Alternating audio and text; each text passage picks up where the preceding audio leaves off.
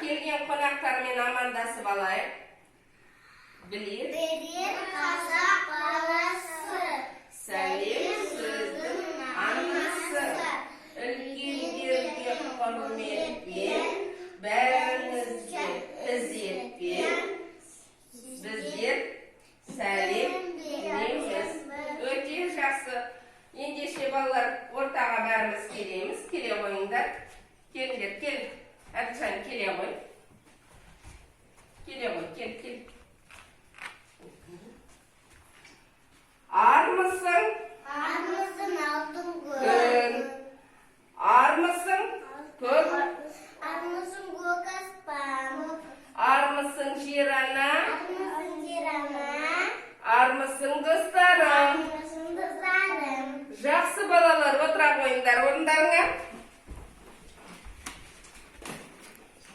Балалар, ертеде деп басталатын не еді ол? Ол ертегі. Ертегі. Ендеше осы ертегілерде бізде ашулы кейіпкерлер бар, және де мейірімді кейіпкерлер бар. Ашулы кейіпкерлерді айтайықшы, олар кімдер Бақдәулет? Олар Мұстан кемпір. Мұстан кемпір. Тағы кім айтады? Қол көтеріп айтамыз. Тағы кім бар? Түрегеп айта ғой. Мерхан. Арыстан бізде мейірімді ме? Ашулы кейіпкер ме? Мейірімді. Жоқ. Қандай Бақдәулет? Асылы. Ашулы. Отыра ғой. Тағы қандай ел білесіңдер? Жолбарысты алайық, қасқырды алайық. Оны қандай кейіпкерлер бізде? Асылы. Ашулы, дұрыс айтасыңдар. Ал енді біз мейірімді кейіпкерлерді айтайықшы. Кәнеки. Күсік. Көшік, дұрыс айтасыңдар. Тағы қандай кейіпкер бар бізде? Мысық, дұрыс айтасыңдар. Тағы қандай бар? Әтеш, тағы. Қоян. Өте жақсы балалар, сендер біледі екенсіңдер. Ендеше балалар, мен сендерге қазір жұмбақ жасырайын. Сендер сол жұмбақтың жауабын айту керексіңдер. Содан кейін бар, жаңа ертегі өтеміз. Ел жинап ертемен, мейіз тауып алыпты. Мысығы келмеген соң, ол өкпелеп қалыпты. Ол қандай ертегі? Мақтақ қыз. Мақтақ қыз бен кім ол? Мысық. Мысық. Ал жақсы, жарайсыңдар. Ал атай өзі салғанын, көрді өсіп қалғанын, әрі тартты, бері тартты, тарта алмапты. Ол не? Ол қандай ертегі еді бізде? Ең соңында кеп тышқан кеп көмекке келгенде суырып алады. Ата екті оны, өзі екті, көріп қалды өскенін үлкен болып, әжейді шақырды, немересін шақырды, итін шақырды, бәрі тартып алмады. Ең соңында тышқан кеп тартып, бірге көмектескенде тартып алды. Ол қандай ертегі? Шалқар ертегісі, жарайсыңдар. Апасынан да қашып кетті, атасынан да қашып кетті. Кездестіріп біраз аңды, біраз жолдан асып кетті, домалап. Ол қандай ертегі? Бауырсақ ертегісі. Өте жақсы балалар. Сендер ертегілерді біледі екенсіңдер. Енді бүгін біз сендермен жаңа ертегі өтеміз. Орыс ертегісі, қоян мен түлкі ертегісін қазір мен сендерге айтып берейін.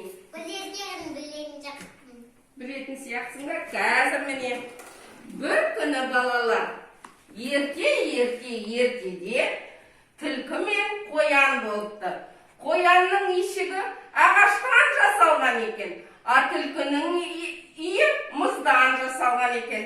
Бір күні түлкінің үйі күн жылынғанда мұздар еріп кетіпті. Еріп, үйі суға айналады. Сөйтіп жүргенде Күн салқындау түнгі уақыт. Ол келіп, қоянның үйіне келеді. Қоянға келіп. Қоян, мен үйіңе жіберсі.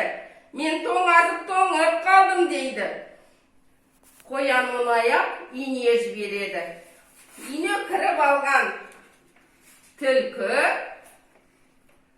түлкі бірге екеуі сол үйде қоянның үйінде тұрып жатыр. Біраздан күндер өткеннен кейін қоянды үйінен қуып шығады.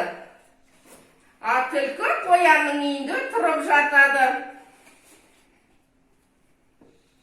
Енді қоян жылап келе жатса, мұңайып жылап келе жатса, алдынан екі ит шығады. Қоян жанау, сен неге жылайсың? Неғылған ренжіс сенде деп сұрайды. А бірақ екі күшік бізде көңілді болып еді. Қоян тұрып айтады. Мен неге жыламайын? Менің үйім ағаштан жасалып еді. А түлкінің үйі мұздан жасалған. Күн жылынғасын мұздан жасалған түлкінің үйі еріп кетті де, менің үйіме келіп, кіре тұрып жылнайыш деп, мені үйімнен қуып шықты деп жылайды, қатты жылайды. Ал оны аяған түлкі иттер, жүр мені, апар үйіңе, мен ол түлкіні қуып шығайын дейді. Келіп, түлкі аш есікті, шық қоянның үйінен, босат қоянның үйін деп айғайлайды. А түлкі болса, шықпаймын, шықсам жаман болады, мен сендерді оңдырмаймын, шықпаймын деп айтады. Оны көріп ызғарлы дауысын естіген екі күшік қорқып қашып кетеді, аманымызда үйге кетейік деп. Қашып кетеді. Әрі қарай қоян тағы да жылап келе жатады. Жылап келе жатса, қорбаң еткен аю келе жатыр екен. Ай, қоянжан, сен неге жылайсың дейді. Менің үйімді түлкі тартып алды. Түлкінің үйі мұздан жасалып еді. Мұздан жасалған үй еріп кетті де, менің ағаштан жасалған үйімді алып қойды. Енді мен далада жүрмін деп жылайды. Қорықпа қоянжан, мен сені көмектесейін, апаршы мені үйіңе дейді. Ой, түлкі шық қоянның үйінен, босат қоянның үйін дейді. Ал түлкі болса, шықсам шығайын, бірақ шықсам мен сені оңдыртпаймын. Мен неге шығамын, шықсам сені түгіңді де қалтырмаймын дейді аюға. Қорққан аю, ой, мына масқара, ашулы түлкі екен деп, қашып кетеді. Қашып кет. Қоян тағы да жылап келе жатса, алдынан әтеш шығады. Әтештің қолында шалғысы бар еді. Шалғысы өзі өткір болатын. Әтеш көріп қоянның ренішін. Қоянжан, сен неге жылайсың? Жылама, екеуміз дос болайық дейді. Неге жылап тұрсың деп сұрайды. Әтешке қоян өзінің мұңын айтады. Қалай түлкі қоянның үйін алып қойғанын айтып береді. Оған ашуланған әтеш, жүр мен өзіңнің үйін апаршы, мен оған көрсетейін ол түлкіге дейді. Содан түлкі қоянның үйіне әтеш келеді. Шөп шабамын, мына үйде тұрып жатқан түлкіні де шабамын, шық қоянның үйінен, босат қоянның үйін дейді. Оны естіген түлкі сасқалақтап қорқа бастайды. Ой, бұл не қылған сұмдық, бұл ненің дауысы деп. Оны әтеш сасқалақтап қорқып жүргенін көріп, одан сайын қатты дауысын шығарады. Шөп шабамын, мынау қоянның үйінде тұрып жатқан түлкіні де шабамын, шық түлкі қоянның үйінен, босат деп айғайлайды. Осы кезде сасқалақтаған түлкі, киініп жатырмын, қазір шығамын дейді. Одан сайын әтеш айғайлайды. Шөп шабамын, қоянның үйінде тұрып жатқан түлкіні де шабамын дегенде Үшінші рет қайталағанда түлкі алып, қашып, зыта жөнеледі. Содан бері қоян мен әтеш бірге дос болыпты, бірге өмір сүріпті. Екеуі әрқашан достақтары ажырамастай дос болады екен.